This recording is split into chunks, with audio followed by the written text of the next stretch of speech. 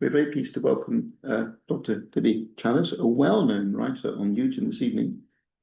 And she's very kindly going to talk about Newton again, which is very good. And the title of the talk is Diplomacy Before Archaeology, Charles Thomas Newton on Lesvos, Rhodes, and the Crimean War, 1852 to 56. Indeed, a fascinating topic. The ramifications with us are still with us today. After all, the Anglican Church in Istanbul is because of the Crimean War, and they're still going strong. So there we are. Over to you. Thank you. Just turn this round. Cool. Thanks very much for inviting me. It's a delight to be here up from or down from Manchester. And I'm going to just say, if anybody's in Manchester, do come to the Portico Library, because it's Greek Revival building, built in 1806. And we have lots of books on the Ottoman Empire and Greece and Turkey. So do come and visit. The background to this talk is really from a study day that we ran a couple of years ago, myself and a colleague at the British Museum, Thomas Kiley, and a colleague then at UCL, Lucia Patricio Gunning, on Charles Newton. And so I'd really like to acknowledge them in kind of pulling this together, because what we're doing is we're now turning that study day into a book for UCL Press. So it'll be freely available online eventually. We've not got all the manuscript together yet. But and this is actually kind of material that isn't quite in the book, though I should say that a colleague, İpek Demir, who's a student in Turkey, and I hope she's online, has actually contributed a chapter to it, because she did her MA dissertation on Charles Newton, which is in Turkish, but you can actually read it online too. And this has come out of that book and research for it, and material that I haven't quite managed to get into it. And this period in Newton's life is kind of overlooked. Generally, the focus is on his time as assistant curator or keeper at the British Museum, and then his actual excavations in Bodrum in the 19th century from 1856 to 1860. And Newton is one of those people who knew everybody. He just knew everyone. You know, he's very much liberal in political persuasion. He was friends with Gladstone. He was friends with Layard. He was part of the Travellers Club. You know, he was one of these people who moved in these circles, and basically believed passionately in classical archaeology, and fought for it at Oxford and Cambridge, fought for its discipline. Also works with regional museums to get the antiquities, you know, particularly from Cyprus in the 1870s and 80s. So he was one of these people who knew a lot of people, basically. I'm talking really about the period before that, before he was this kind of prominent figure, and when he was first in the Ottoman Empire. And I would say that this period of his life led to a deep, long love of basically Eastern Mediterranean. He tried as much as he could, particularly after he retired from the British Museum, to go. He was always travelling. He did one big trip a year, generally, when he was at the British Museum. So, with no further ado, in January 1852, Charles Newton accepted the position of Vice-Consul to Mytilene on the island of Lesvos, which is then part of the Ottoman Empire. And this seemed a surprising move, because he'd been assistant curator at the British Museum since 1840. He'd just published quite a lot of material. He was a founding member of the British Archaeological Institute, and his publications were very much bolstering his position. But his decision to leave for the Eastern Mediterranean was fueled by his experience at the museum. At the time he was there, he was watching a lot of antiquities come into the museum, surprising the trustees sometimes, particularly those from Lycia and Mesopotamia. And he was tired of museum life. He actually also struggled with his health in London. He'd had to take sick leave, and he struggled with the smog in particular. And he was also friends with John Ruskin. And when he was on sick leave, they had this correspondence. He travelled to Italy with the Ruskins, actually, and Effie Ruskin, later Millay, wrote to her mother that she was sad to lose Newton from the Ruskin circle of friends in London, but felt he was motivated to go by romance bad health, and the constant 6 hours daily drudgery at the museum. I wish I only had 6 hours, but anyway. But there you go. She acknowledged that the main reason, though, behind this venture, this letter to her mother, was that he thinks he can gain many treasures for the British Museum in Greece and Asia Minor, because they weren't affected by the Greek antiquities law in Greece, of course, and the western strip of Asia Minor and the Greek islands offered a source of classical antiquities and excavation sites from many famous cities, of course, Halicarnassus, which he later worked at. And this was also made possible by growing diplomatic ties and trade ties, I would argue, between Britain and the Ottoman Empire in the 1840s and 50s. As diplomats, Newton would have good access to the British and Ottoman officials needed to grant permission for excavation, but not quite as good as he thought he would have, actually, later on. And he basically makes it clear in his travelogue, Travels and Discoveries, that he intended to continue the enlargement of the British Museum by furthering the collection of antiquities for the National Institution. He wrote, in receiving this appointment from the Foreign Office, I was at the same time instructed to use such opportunities as presented themselves for the acquisition of antiquities for the British Museum. And with this object, I was authorised to extend my researches beyond the limits of my vice-consulship, a small research allowance being granted me for travelling expenses. In Travellers to an Antique Land, Robert Eisner implies that Newton was employed by the British Museum throughout his vice-consulship, and the above statement was longhand for archaeological pillage. Whereas Brian F. Cook stresses that Newton was no longer employed by the museum, and he really wasn't when he was in the Levant. And I think Newton's position is complex and difficult to understand in the 21st century when we have more distinct perimeters around museums, acquisition policies, and British diplomatic policy. And if anybody's more interested in the diplomatic service, Lucia Petitio Gunning's book, The British Consular Service in the Aegean, is a good one to go to. When Newton first arrived in Istanbul, he met the British ambassador to the, I've forgotten to do my slides, there you go. British ambassador to the ports of the Ottoman Empire, Lord Strafford de Redcliffe, who's pictured there from the Portrait Gallery, by George Frederick Watts. And George Frederick Watts is important in this story, or later on perhaps, because Newton was good friends with Watts as well, and it was one of the artists that he really wanted to go out and visit him. And then de Redcliffe had sent some antiquities to the British Museum himself from the castle at Bodrum, which Newton had written about, and obviously that's where he went to excavate, or not in the castle, but in Halicarnassus in 1856. He'd also been the principal backer of Henry Layard, Austin Henry Layard, who's on the other side, also by Watts, but a chalk version. And Newton wasn't a museum agent, but he wrote to Layard about the advantages of not working directly for the museum, but being in the diplomatic service, since the consul knows the land, the real price of everything, and has, quote, ways of getting at people. And he was desperate to be involved in some form of archaeology. And as I said, on a more personal note, his decision to leave the museum and go to the Eastern Mediterranean was the beginning of a lifelong attachment to and relationship with its lands. Most of the documents that I'm creating are his letters. So some of them are in Travels and Discoveries, just a note on this really. And some of them are lots of them in the British Library. So, and then you've got also the National Archives, which have got his more like Foreign Office kind of letters to the Foreign Secretary and to, the powers that be in the Foreign Office. So his first book very much comes from those letters, a history of my discoveries, or history of discoveries, I should say. His second book, which is the more kind of popular book, Discoveries and Travels and Discoveries, is actually more from his personal letters to Layard, to his family, and to people like Antonio Panizzi, who's at the British Museum. So he travelled across Europe to Mytilene with Dominic Ellis Carnaghi, who was the son of the proprietor of the Carnaghi Art Gallery, which still exists. They left on the 17th of February. They went via Malta, which they reached on the 29th of February, 1852.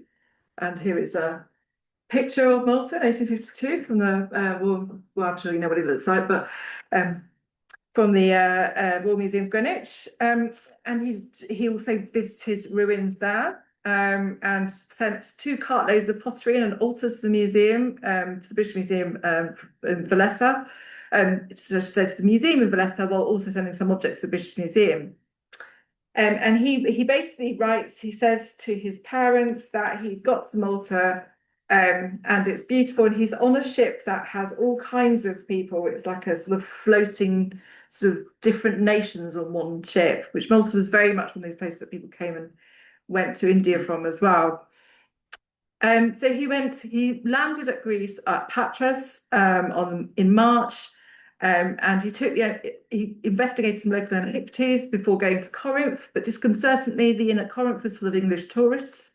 And in the morning, he caught the boat to Athens. And in a letter to his father, later reprinted in the part of his journal, Travels and Discoveries, he wrote that despite his many years of classical scholarship, nothing that I had ever read or seen at all prepared me for the beauty of the Athenian landscape. And he met George Findlay, the historian there, and Kolnahi wrote to his parents of the tour of the Acropolis at Newton, and Mr. Pitakis, the Greek conservator of antiquities, gave them. After a fleeting visit to Mycenae, in which he had enough time to examine the Lion Gate and canonical tomb, he left for Istanbul to be formally presented to the Ottoman authorities.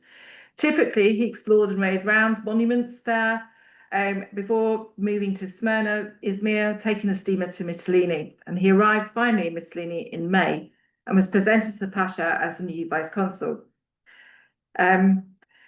Within the first 50 pages of his travelogue, Newton introduces the subjects of antiquities, nature, civilization, and the Orient, which recur throughout his journal.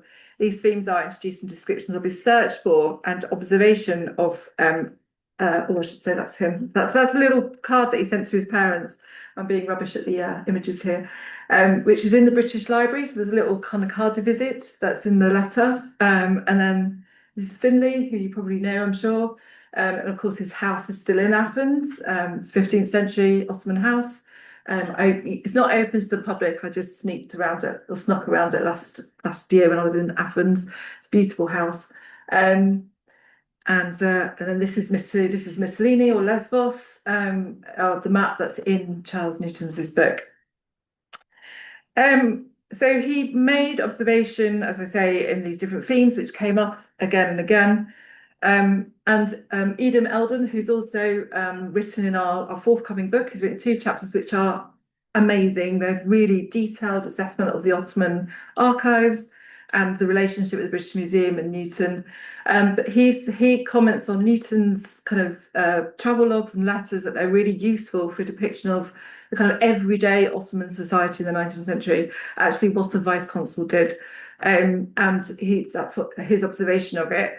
In the forthcoming chapter in our book, that the local disputes, the society, the kind of way that official Ottoman kind of it's depicted in a way that official Ottoman documents don't depict it, obviously, because you're looking at one thing and then you're looking at another perspective, even from a British perspective, because Newton really writes about everyday occurrences. And it's the first volume is really what I'm drawing on here. For this talk, and it was a specific genre. It was a kind of story of archaeological discovery, so it filters through this first volume, which kind of goes up to 1856, but at the same time you get a kind of background of what he was doing, a little snapshot of the Crimean War. He wasn't that heavily involved in it, but it had a massive impact on the technology that he could use, and then on the authority that he could have later on to really do his excavations. And to some extent, he starts off quite critical of the Ottoman Empire. He kind of refers to it as this, not the sick man of Europe exactly, but he refers to it as a kind of, as not technologically advanced. He very much puts in, he really supports European ideas of European progress. But I think that's partly because he comes at it from a very Whig liberal point of view. He's very much I would argue not so much Orientalist as classist. He basically is interested in educated people. So and that doesn't matter who you are, whether you're Greek, Turkish, British, whatever. If you've got a certain erudition, Newton's kind of interested. And he also had a highly romanticized Hellenism before he went there, which had developed along an anti-Turkish sentiment in radical-leaning political circles in Britain, which he was very much part of. And Richard Cobden, who I was saying beforehand, who we have a portrait of him at the Portico Library, And he was very much part of that radical leaning, even though he went to Istanbul to learn about dying to next. Is that kind of Whig, radical, laissez-faire, capitalist kind of attitude that Newton was very much part of. But this account can be more complicated. As I said, it's based on social class as much as Oriental stereotypes, and he was very much a rationalist and reformer. He made the acquaintance of Ismail Pasha, who he describes as an educated Turk who professes delight in all things European.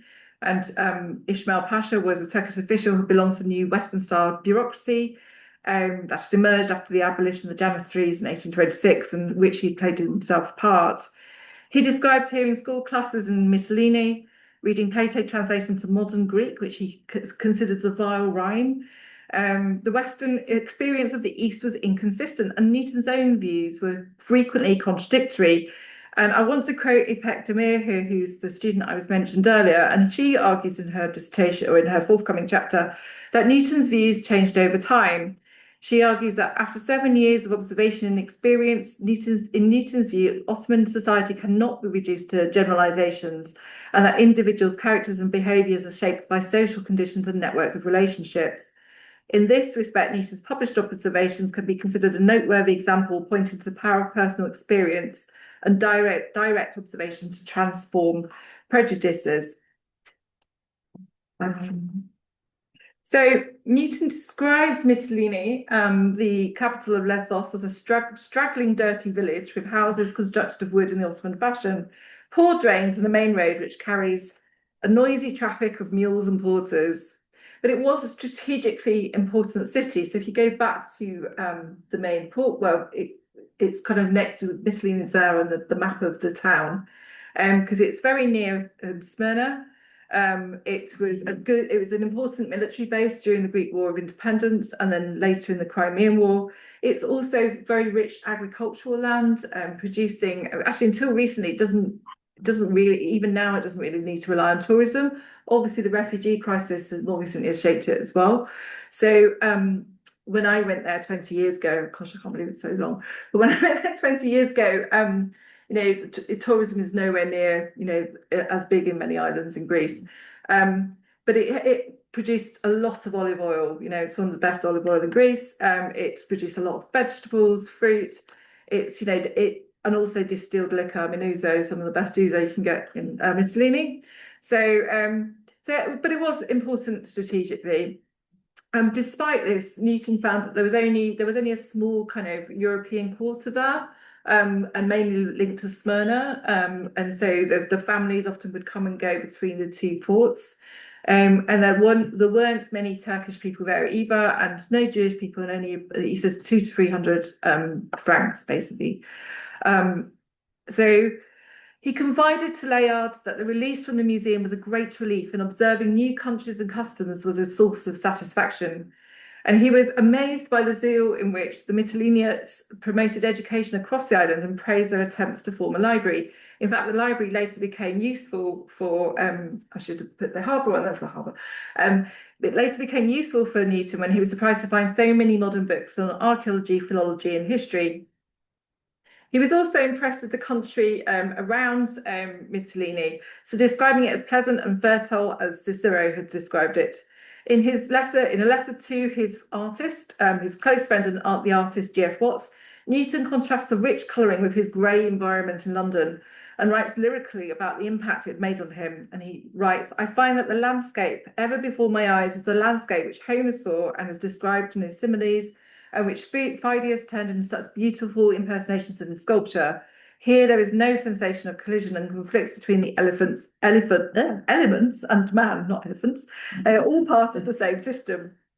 And Newton was desperate to get Watts and Ruskin to come out and visit him. Watts eventually did accompany him on the excavations in Bodrum, but John Ruskin never went there. And you wonder what might have happened had he gone there instead of Venice, but he didn't. I don't think he ever went to Istanbul or Greece, actually.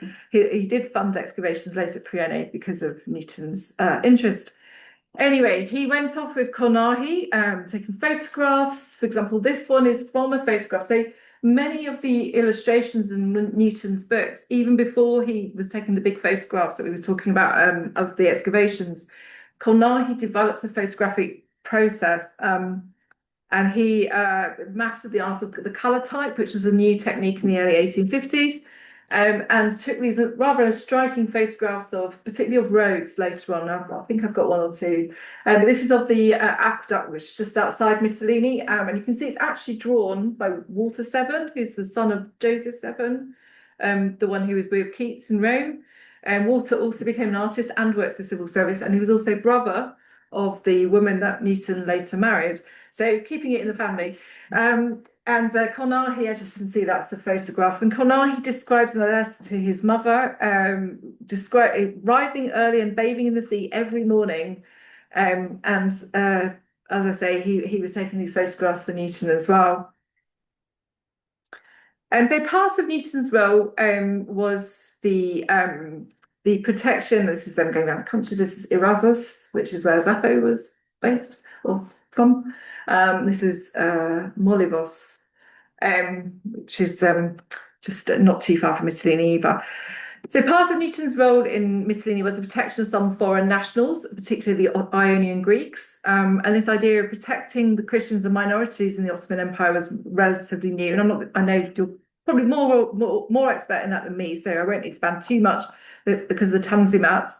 And soon after being at Mytilene, Newton had to represent an Ionian Greek at a local tribunal, and he acted as the council, like the kind of legal party for the wounded, for the Greek, and he had a decision in the he had a voice in the ultimate decision, but actually often they got sent back to the to Istanbul to do the final decision.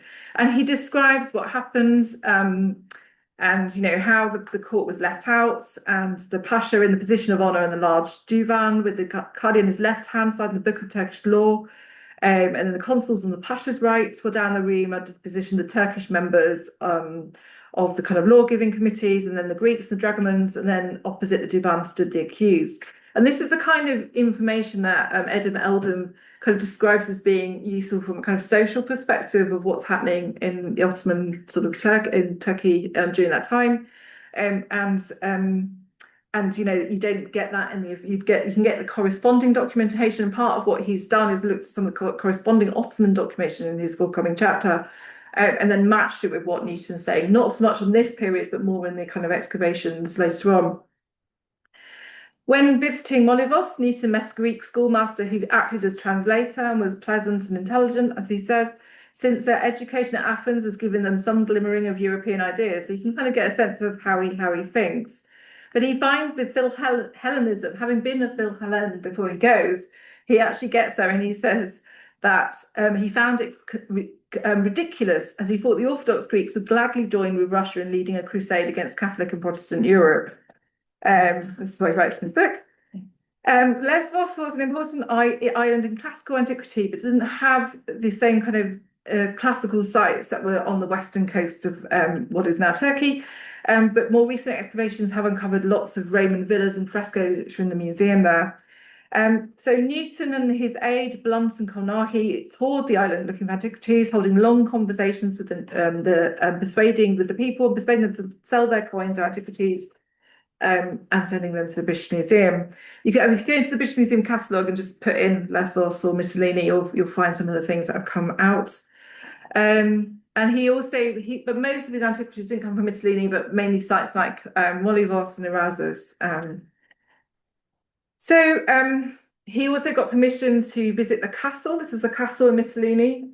I was there in May, and you can see all the poppies. These are very old photographs, by the way. I scanned them in. I didn't even have a camera with a photo on thing like then.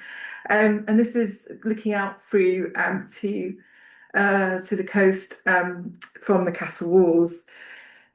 And he went in there and he copied Greek inscriptions, some of which were, in the walls. It's very much a palimpsest of kind of antiquity, Ottoman, and some Byzantine. And he pieced together a history of the castle while he was there. But he wasn't actually in Mytilene for very long. He was sent to Rhodes in the spring of 1853, because he was actually off to take a promotion, and he was, rather than vice consul, he was consul at Rhodes, which was a bigger bigger kind of area, had a lot more Jewish people, had a lot more Ionian Greeks, had a lot more sort of Europeans. And Nieven Kerr was returning to England for a furlough. He'd been in there was a new consulate, and I think this reflects the interest that Britain had in the Ottoman in that area, because that was a new consulate from 1850, and of course this is partly reflecting the trade relations and the kind of produce of cotton and raw materials, which had been like really going up since the disbandment of the Levantine Company in 1825, and really that's what, after that you see this kind of correlation of like massive, and the 1838 trade agreement. So it becomes more important. Anyway, Kerr had been there since 1850, and he was worried about the Greeks uprising against the Ottomans, and it'd also been worse, and the economic conditions weren't great there, and it'd been worsened by an earthquake in 1851, which Newton visits. He manages to visit some of the places that have been affected by the earthquake, because of course they break open the ground and he can see antiquities and things like that.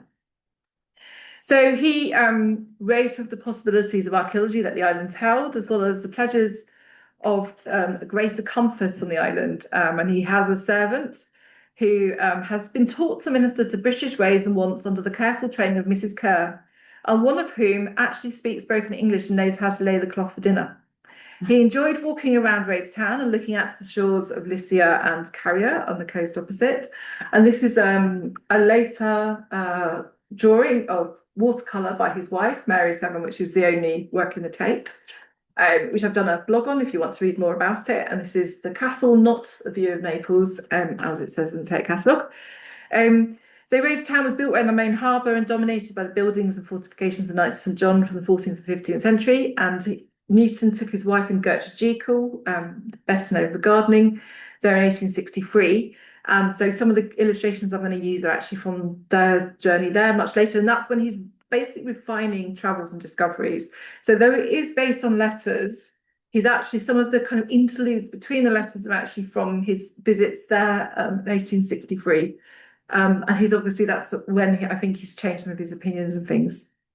So they were actually on a 2-week holiday. In 1863, they went to Izmir with Smyrna to visit Ephesus, and he gave the green light for the excavations. That's when they first started in Ephesus.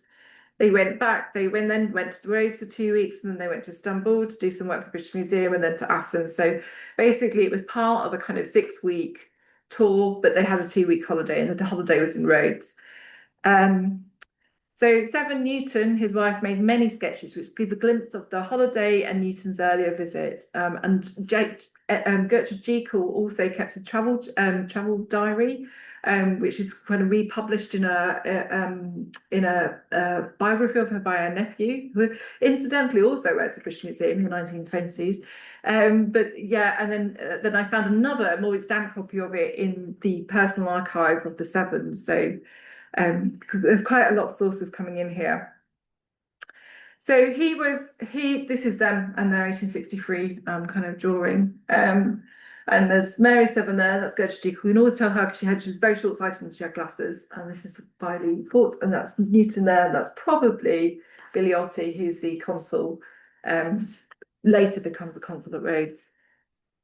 So while continuing to partake in the part that he had to play as consul, obviously, he also made a small excavation in the hill of the ancient Acropolis and found some massive foundations. And this is partly because of this earthquake.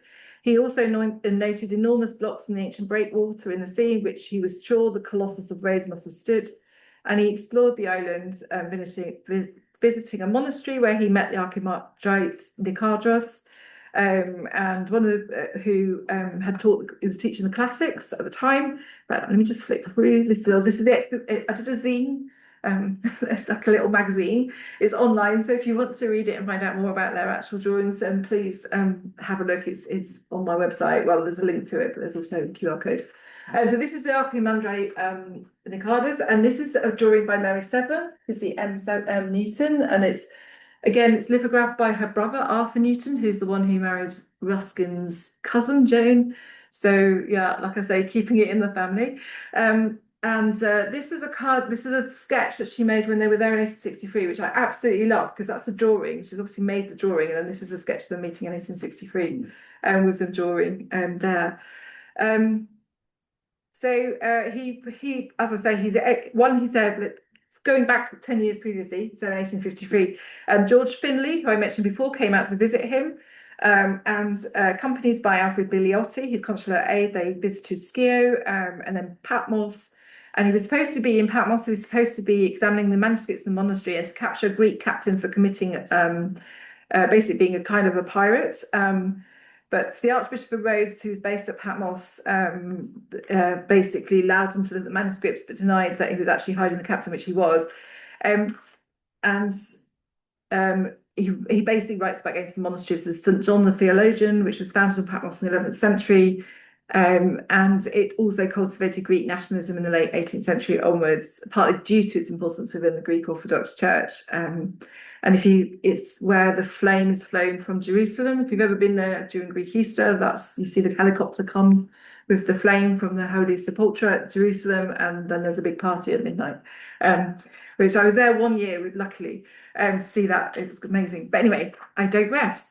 But from Patmos, Newton visited Kalymnos and Kos, where he also purchased coins and antiquities to the British Museum. And then this is really where he had got his first permits to excavate. And again, Edom Eldom is writing on this for our book, mainly on the records of the permits in the Ottoman archives. He's very thoroughly gone through and looked at the firmans and kind of looked at the letters between, and what he does, and actually it shows a different story to the Newton one that Newton is projecting, of a bit of disquiet at how much the excavations are happening. But this is before the Crimean War, so this is kind of in 1854. Newton noted that there was little show of Hellenic sympathy for the Russians. This is all at the time, and it's all building up for the Crimean, because an English battleship was moored in their bay, but he noted the Greeks supported the Russians and hoped for liberty in the expected war. Newton returned to Rhodes later in June 1853, and he says, to live in an atmosphere of fear and expectancy, the word Russia is in every Turk's heart and on every European's lips. Now, the Greeks supported the Russians for religious and nationalist reasons, and the events leading up to the Crimean War, which was ostensibly fought over the right to the keys of the Holy Sepulchre in Jerusalem. And this row had obviously been going on for some decades. And as the British and French saw it, the underlying cause was Russian territorial ambitions to the lands of, as the Russians saw it, a crumbling empire, and other European determination not to let Russia dominate the Ottoman Empire. And throughout the autumn of 1853, Newton observed the restlessness and nervous state of Turkish officials and attributed this to the foreboding news of war as well as a possible revolution in Constantinople. He returned to England in late January 1854. His father had actually died in November 1853, and he managed to get some leave to return. And actually, Ruskin writes to him offering condolences to Mussolini, because he's gone back to Mussolini by that point. And while he was in Britain, he became a correspondent for the Dilettante Society and sent his first letter to the society on his way back to Mussolini, detailing the displays of classical antiquities at Paris and Arles in France.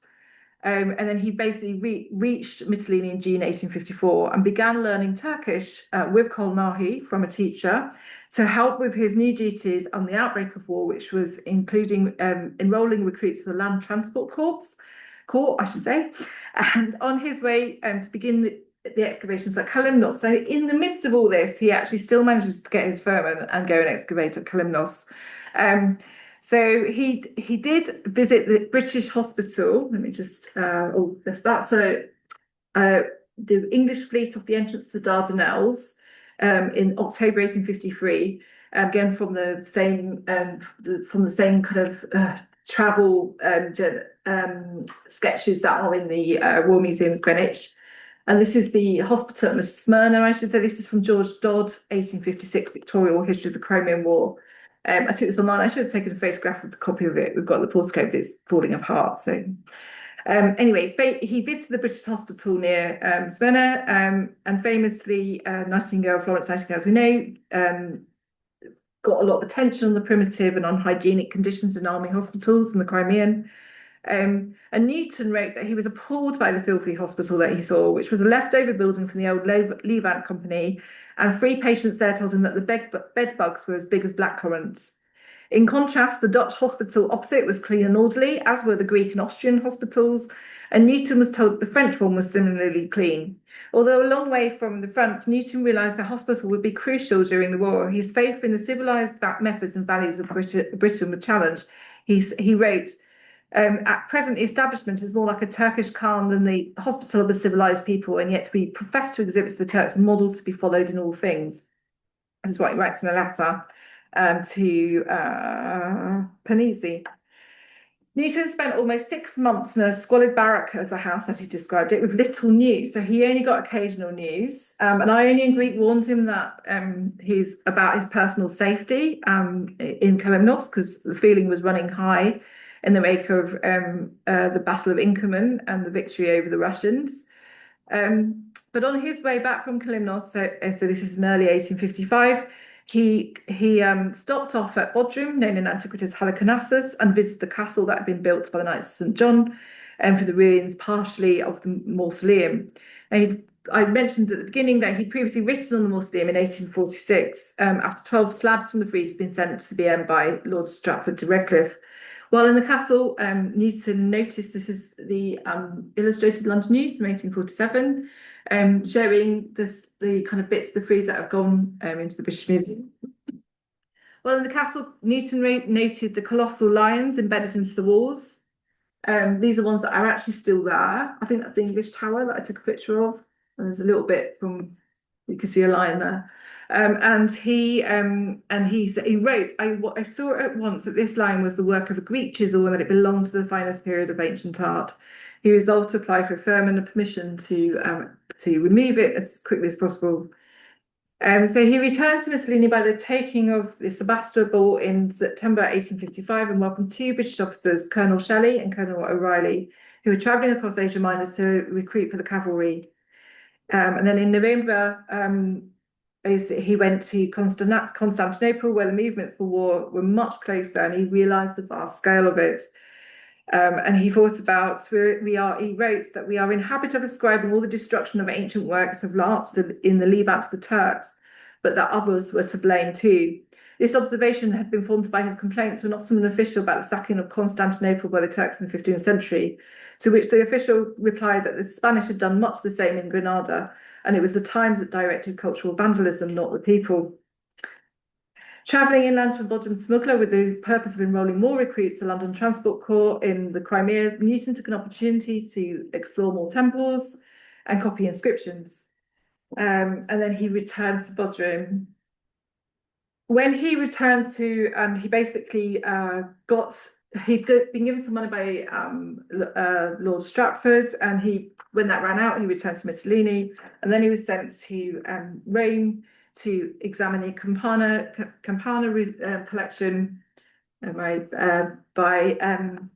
the new director of the British Museum, who is this man, Antonio Panizzi, who's got an interesting story in himself, is an Italian nationalist, was appointed keeper of prints and drawings, and was a good friend of Charles Newton's, and became a very vigorous an energetic keeper, and then an energetic librarian too, in 1856. So it's these 2 things, the ending of the Crimean War and his appointment essentially as director of the British Museum, that really transformed Newton's ability to be able to get the money, the technology, the naval capacity to go to Bodrum. Without either of those 2 things happening, that wouldn't have happened in the way that it did for the next 2 to 3 years. And Newton found him a powerful ally. So the subsequent Paris conference after the Crimean War, it basically increased the influence of the British in the region, and admitted the Ottoman Empire to the so-called European Council, and after the Vienna system that had been imposed earlier. So essentially he got the permission to excavate, which led to some of the photographs we were talking about earlier. These are lithographs of them. And these are taken by Royal Engineers, 2 Spackman, another name, is it Murdoch? Anyway, Murdoch Smith was certainly there, but Spatman, and there was another photographer that was part of the Royal Engineers. And some of it's funny because he talks about things like rubber baths and stuff like that, which was made into things for the Crimean War. And then he uses some of these kind of systems later on, like pulleys and things that he basically takes out to Bodrum. And this is the mausoleum of Halicarnassus and his excavations there. And you can see the little cube houses, some of which are still around the mausoleum. If you go there today, there's kind of still a white cube kind of housing around there. And yes, so he utilised many of the technologies that were used in the war. And that's where I'll finish, to give time for questions. I hope that you've enjoyed that, and please ask me anything you want to know.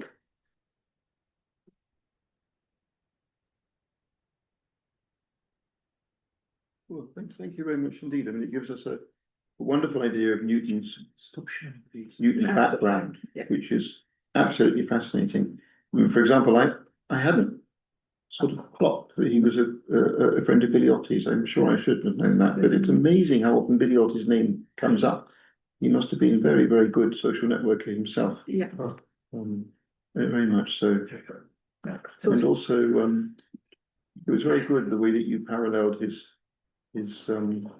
gradually finding a footing in Britain and maintaining it even though he was abroad. I think that's a lesson for us all, really.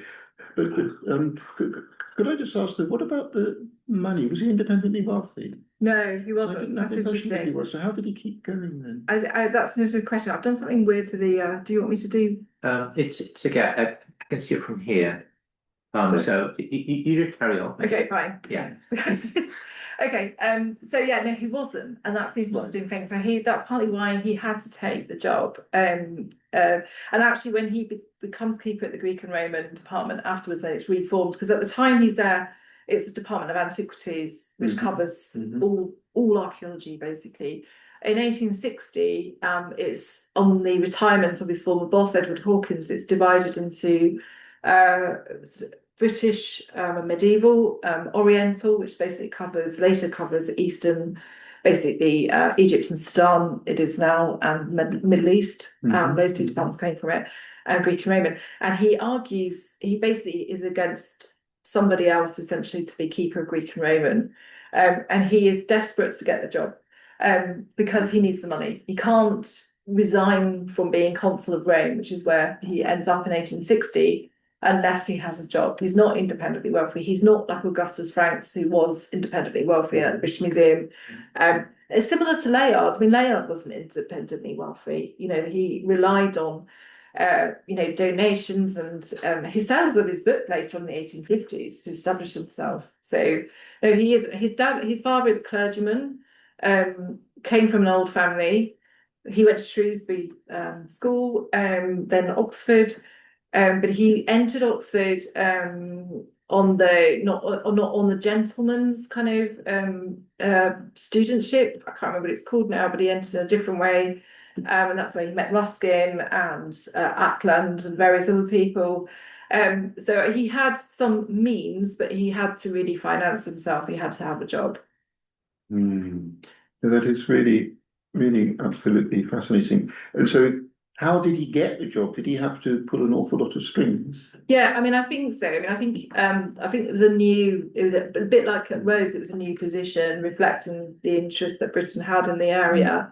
And because it was opposite Smyrna and the trade relations, it was seen as having somebody there would also be useful. But it wasn't just him, it was Cornahi as well. So, there was two positions created. I think so he, as I say, he knew everybody. I mean, he knew Henry Ackland.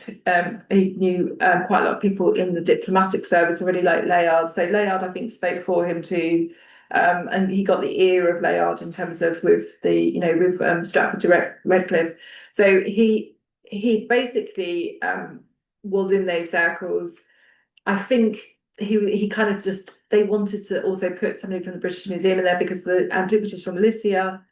And also, obviously, what was going on in Iraq, Mesopotamia with Layard as well. Yes, I see. Well, fascinating. Please. Yes, thank you very much. It was completely fascinating. So I could you expand on his views on the Ottoman Empire? Did he publish anything praising the Ottoman Empire? Well, that's the interesting thing, because I think his book, Travels and Researches, changes in tone. So he starts kind of by contrasting it with European progress, and then but by the end of the book, or by the end of when he's reflecting going back, he actually is quite admiring of the Ottoman Empire, but it's a bit patchy because some of it comes from letters that he's written in 1853 to 6, and then some of it comes from his 1863 trip, by which point I think he's rather changed. He certainly prefers the Ottoman Empire to the new Kingdom of Greece. And he puts that in print, does he? He puts that in, yeah, he's much more admiring of Istanbul than Athens, for example, which Istanbul's an established city, it's the centre of an empire, of course, And when he was in Lesbos, Mytilene, you said a lot of the Greeks were pro-Russian, but were they actively planning to join the Kingdom of Greece, or was there any actual political movement? Well, that's interesting. He thinks there is. Oh. So he writes some of what he writes about is actually kind of observing some of the Greek kind of Hellenic sympathy for the Russians. And so when he's on Kalymnos, this Ionian Greek who he names warns him about his safety, because there's quite a lot of sympathy obviously for the Russians, and then there's this battle of Inkerman which the Russians lose. So certainly in Patmos, when he's there, he then finds out this pirate is actually there and he was lied to. And he talks about Patmos being a centre of Hellenic nationalism in the midst of all these islands. So he's not directly involved, but as a protector of the Ionian Greeks, he kind of knows through them about some of the activity. And he has to, he walks a very fine line between sort of knowing what's going on and not knowing what's going on. So there's a lot of suspected activity, but and sometimes it's directly reported back to him, but usually by Ionian Greeks that he's either supporting or talking to. So he speaks good Greek. He speaks some Greek. Learns Turkish. He learns Turkish, yeah, in 1854 on his return.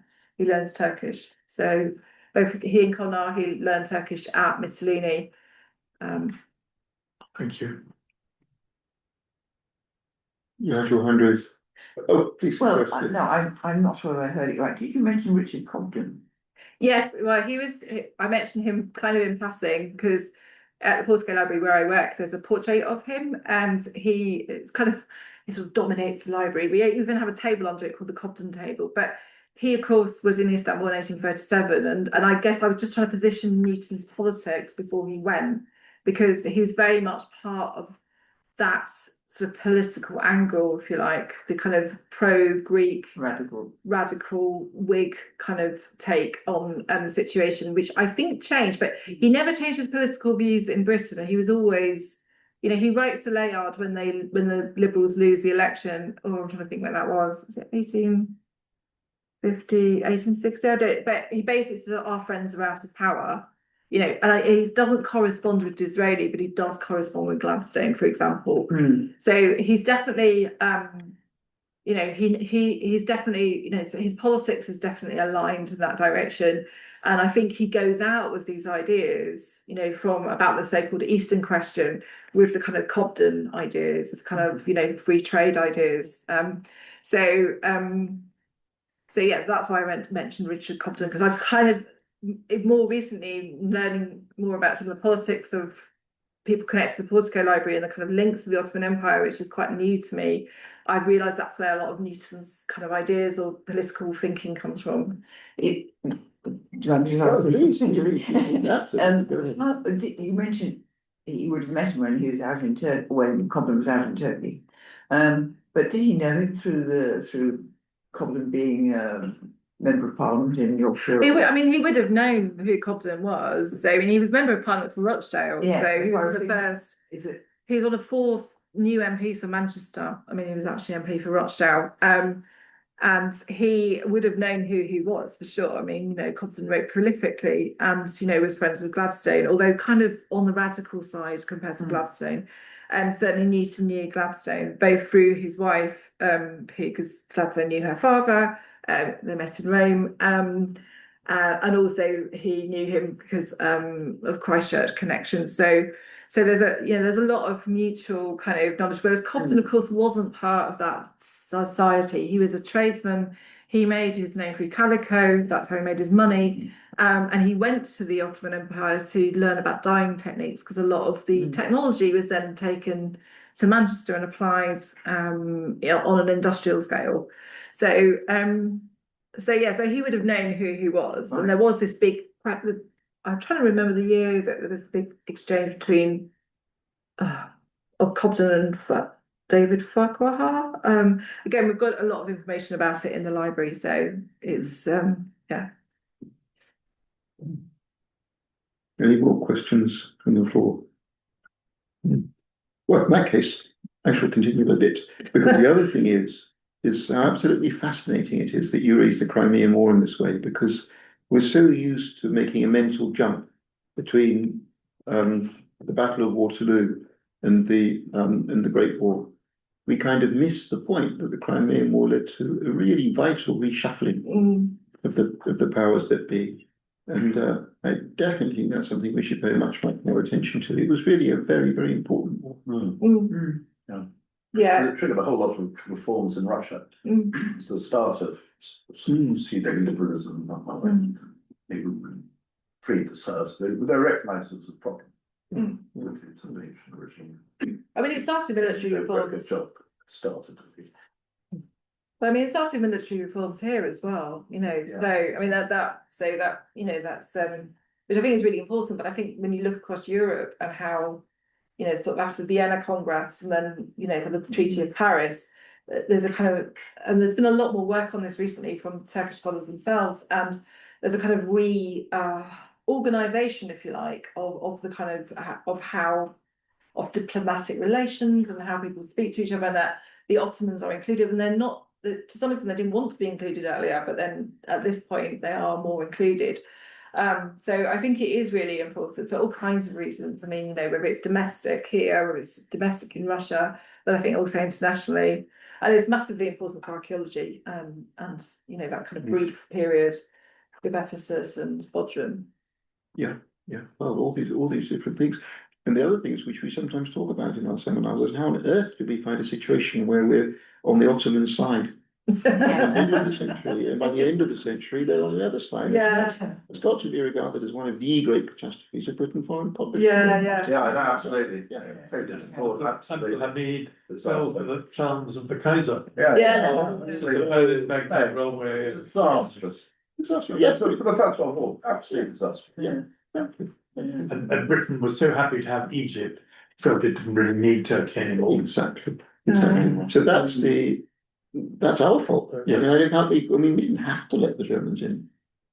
Well, Abdulhamid was determined to have a European ally, and Germany was the leading military power and seemed very attractive and had money to invest. And the city of London refused to invest in the Berlin to Baghdad railway. It's the railway that did it. That was the clincher. A bit like the Silk Road. Yeah. The Belt and Road. And then by the time the capitulations came in, all they saw was the unscrupulous side of Britain. Yes. I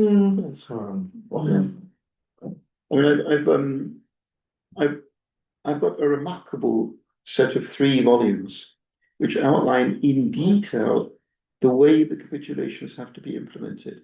Because the capitulations were of course discussed in a committee, and so the committee minutes are a very rare volume, but you can get them, and they're sort of abstract, but nevertheless very, very helpful. But then after that was promulgated an actual book of regulations, which says, it's in French, and it says things like, you know, it says exactly what every Ottoman official has to do in order to fulfill the demands of the capitulatory powers. So you can imagine the resentment that it was not just a headline thing about power complaining about the International Monetary Fund, but actually it went right to the heart of the way these people were organising their lives as civil servants and customs people in the Ottoman Empire at that time. And presumably, they didn't regard the Germans as being key in the imposition of the capitulations. One of the main things in 1914, helping the Ottoman government to decide to join Germany, is Germany agreed to the abolition of the capitulations, which England, France, and Russia would never agree to. Quite, And they were abolished in October 1914 for the first time. and they still teach that in Turkish schools today. If you ask a young Turkish person about the capitulations, they won't know in detail, but they'll know about them. Yes. Yeah. And his unequal treaties. Well, they're very basic shadows. Yeah, absolutely. Now, are there any questions from our online audience, Craig? Anything anybody would like to ask? Because I don't have access to the online part here, but if there are any questions, then I can see them, but they're all being very quiet. colleagues online, if you have any questions, fire them in now, please. Just whilst I ask one last question here, whilst you're thinking about that for a minute. And have you done much research into BRT? No, I haven't, but Nicholas Salmon, I can't remember where he's based in Germany now, has my co-editor Thomas Kiley. So they're actually one of the chapters in the forthcoming book is about Biliossi and his relationship with the British Museum and Newton. So that will be forthcoming. And I think there has been a conference relatively recently in Germany that was more on the antiquities trade with Merlin in Athens, and because we still bought antiquities in Greece, we just didn't excavate, so that they came through the kind of antiquities market. So that's some more work on there, but yeah, it's kind of forthcoming. Very good. And what was the name of the forthcoming book, by the way? That's a good question. We should make a note of it. Charles Thomas Newton, His Work and Life. Oh, there we are. Okay. And it's going to be published by UCL Press. So it will be available as a PDF online, but also you can buy the book. As I say, we're still writing it, so we haven't the introduction to write yet. But we're still gathering all the manuscripts at the moment. So yeah, it's going to be. I mean, it's positioned as a book that's academic, but also to be read by people interested in archives and museums and lay readers, I suppose, who are interested in the topic. So hopefully, yeah, very readable. Sounds pretty good to me. Okay. Well, any questions online, Craig? Are there any popped up? Didn't look like it. Doesn't look like it. Well, then not to wait any more questions. But in that case, we just have to thank you for a remarkably stimulating. Oh, thank you.